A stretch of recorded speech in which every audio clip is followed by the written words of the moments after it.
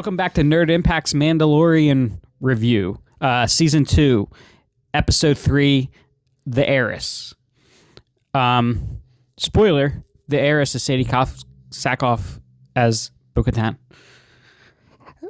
So, this episode picks up where the last left off with the Mando, Djarin, and the child, baby, also known as Baby Yoda, and Frog Lady. Do we actually know her name? No. Frog Lady. And a dozen or so eggs on their way back to her home planet to meet with her husband to apparently fertilize the eggs, though.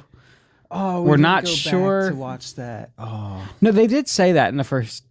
They did. I'm pretty sure they did. I think they did too. So in the episode prior, we're pretty sure they said the eggs were not fertilized yet, which is why I tried to not be too disturbed by Baby Yoda eating the eggs.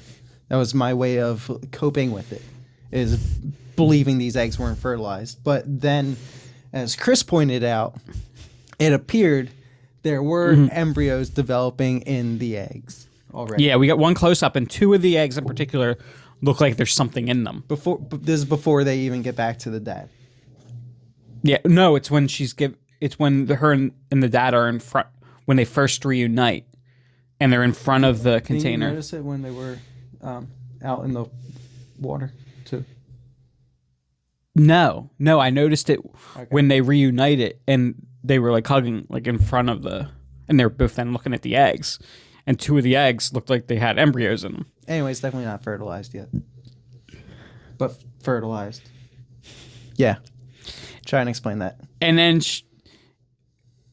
shortly after, so Mando is here. He was told that the dad may be able to help him find a Mandalorian. And he goes to a bar and is talking to the bartender who, we didn't look that up, who sounds a lot like Admiral Akbar. Or the server, rather. Who knows? Maybe all the males in that species sound No, the because same. the first one, the one that was more brown, maybe all the red ones do, but the one that was like darker in hue, he was like more like maroon or something. You know what I'm talking about? When they first came out of the water, the one that repaired the ship, he didn't sound like that. He didn't sound like Admiral Akbar. You're right, he didn't. And Junior, in episode 9, Admiral Akbar's son, doesn't sound like Admiral Akbar. Well, he's a different age. Yeah, but still. Anyway, one of these guys, Nick, what's the race called? Mon Calamari. I don't know if I'm saying that right, but that's the way it's spelled. They're literally called calamari. Calamari. Well, yep. So the calamari dudes, the one specifically sounds like Admiral Akbar. But anyway, so he directs Djarin, or introduces Djarin to another calamari looking dude, except this one's got tentacles. That one's actually different, either I guess different race but same planet. They're called Quarrens. And it seems that every race on this planet is very aquatic looking, or amphibious, like the frog people. Yeah, it might be a completely aquatic planet. I didn't dig that much into research. The planet's called Mon Cal, I want to say. So the Mal Calamari, I guess they're the dominant race on the planet. Since the planet's named after I wouldn't know that. I wouldn't say that. Well, no, but they're named after the planet. Mon Calamari. Oh, no. Anyway, this town, though, seems to be like a fishing town. Like it's on like a dock, right? Mon Cala. Cala. C-A-L-A. However you say that. So Planet of the Squid People. Anyway, so this other squid, Davy Jones looking dude, takes the Mandalorian to apparently introduce him to some other Mandalorians, which he inadvertently does. But upon trying to steal the Beskar by feeding Baby Yoda to a giant kraken. Yep. And then Din. Yeah. Can you cut that word out? Where I forgot his name. Nope. And then that's Mom. Cut all this out. Stop creating stuff for me to cut out. Sorry. I'm leaving all this in. Go. And then Din jumps in after the child, and the Quarians lock the gate behind him. And then as they're trying to skewer Din, the other Mandalorians show up. Yeah, and one of them is Bo-Katan, as played by Katie Sackhoff, who also voiced Bo-Katan in Rebels or Clone Wars. I think it's both. Okay. But they did a great job making her look like the character from the cartoon. Yeah, and it was amazing how much she sounded like her. Maybe they made the character model for the cartoon look like the actress. Right, but it was amazing how much she sounded like her. So she's of the Death Watch, right? She led a group that split off from the Mandalorians that wanted to get back to their warrior roots. And her sister was trying to lead a more pacifist version of Mandalorian culture, a new Mandalore. And Bo-Katan in the series used the Darksaber as it was a symbol of their culture and their roots. But it was stolen by Moff Gideon, who we know from season 1 of The Mandalorian still currently has the Darksaber. So I think it's safe to say we're going to see more Bo-Katan in this. Yeah, I hope so. And Katie Sackhoff needs more work because she's always awesome to see, whether it be in The Flash or, of course, Battlestar Galactica, or popping up on Big Bang Theory. She was in an episode of Big Bang Theory. She played the Pink Ranger in that Dark Power Ranger fan trailer. Oh yeah, that was an awesome trailer. Yeah.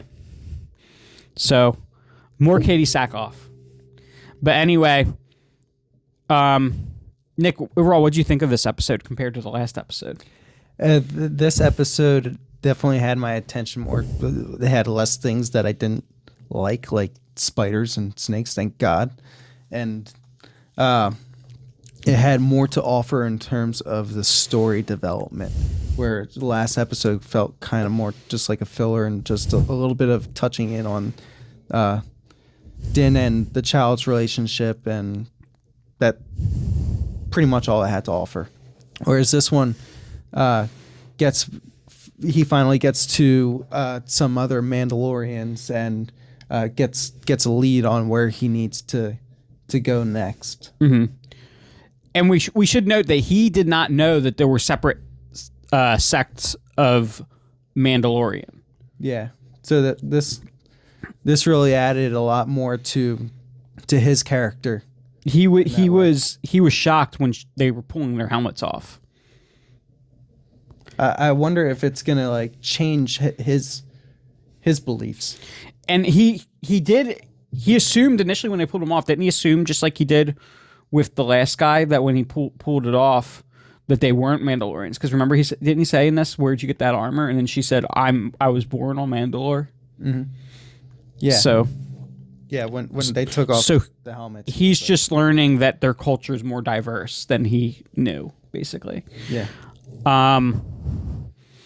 So that was really cool. We did briefly see a hologram of Moff Gideon. And they were stealing back, the Mandalorians were stealing back weapons that they want to use to retake Mandalore. That's their plan. So I think we're going to see some cool stuff, maybe a war on Mandalore at some point. Oh, that'd be great. And maybe we'll get to see Bo-Katan and Ahsoka side by side at some point, fighting together. I can see that happening in this season since both characters are being introduced. Well, and I would imagine it would be important to both of them to regain the Darksaber. Yeah. That'd be really cool if we get to see Bo-Katan using the Darksaber.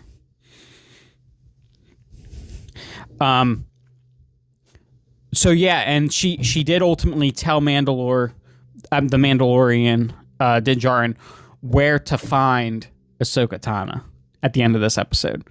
So that was really neat. So we have at least we have a possibility that it might be in the next 2 episodes, but we can. It's a strong possibility that it might be in the next episode. Yeah, it very well could be the next episode, unless I would imagine there's going to be a stop along the way because his ship is all screwed up right now. I don't see them throwing 2 big characters in the mix back to back. Were you as worried as I was that the child was going to eat that baby, the tadpole? No. It crossed my mind for a second. I was a little bit concerned.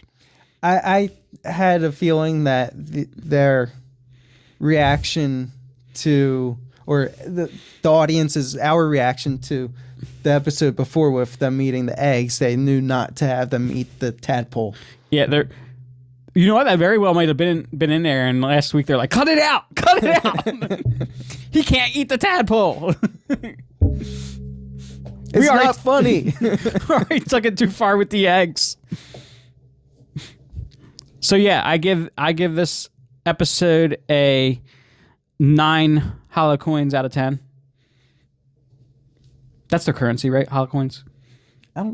Yeah. Yep, 9 holocoins out of 10. I'd say 8.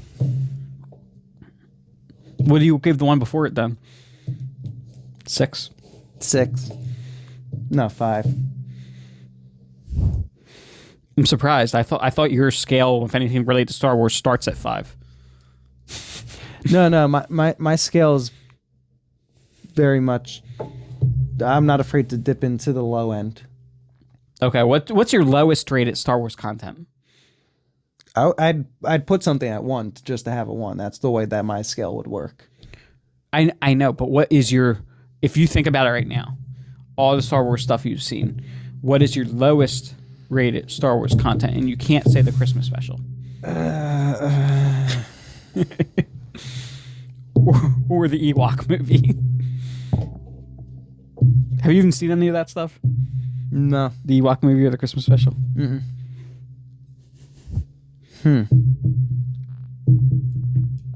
There's a lot of Star Wars content. It's a lot to sort through. And well, I know unlike most people, you actually really like episode 1.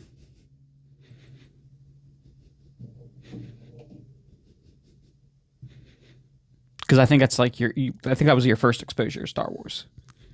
Watching it, I watched it recently, and I know you loved it as a kid. The acting doesn't hold up. Okay, because I remember you loved it when you were. I didn't care about the acting when I was a kid. You had Jar Jar Binks pajamas. I did. God damn. We shall never. It's on record. It's erased from memory. Well, I will try to dig up pictures of Nick and Jar Jar Binks. That's messed up. Why would you do that to somebody? PJs. Because I can. Anyway, that'll do it for this week's review of The Mandalorian. And we will have a weekly incoming coming up shortly. So, or it might already be up. Who knows? But like, comment, and subscribe. Follow us on Facebook. Until next time, stay nerdy.